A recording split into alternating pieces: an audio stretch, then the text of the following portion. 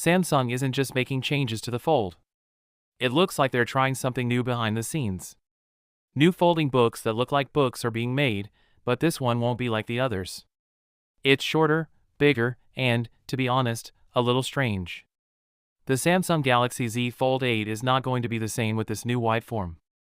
Samsung is going for a bigger shape for the phone instead of the tall and narrow one we're used to. This changes how the phone opens and feels in your hand. We have our first look at it thanks to early models that were shared through Android news stories. It looks a lot like the Google Pixel Fold. The main change is the size of the things. In general, the Samsung Galaxy Z Fold 8 is taller, but this wide form is wider. On paper, it doesn't look much bigger, but because it's so much shorter, the shape feels very different. It may not feel as thin as the standard Fold because this wider form is a bit thicker. More importantly, Samsung may not use as many cameras here, they may choose to use only 2 instead of a full top system. It looks like this isn't just a random change to the style. It looks like Samsung is getting ready for what's next, especially since Apple is likely to release a folding phone with a similar wide screen size. Leaks say that the Galaxy Z Fold 8 will be wider, lighter, and easy to use and handle.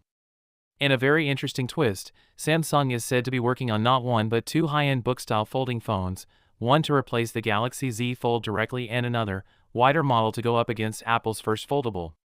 It is also said that Samsung is testing a carbon fiber reinforced plastic frame. This is a light material that is meant to make the phone stronger while also reducing its weight.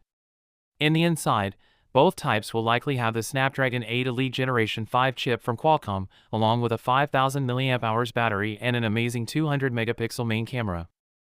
The bigger battery is a nice change from the Galaxy Z Fold 7's 4400 mAh pack, which is great for heavy users.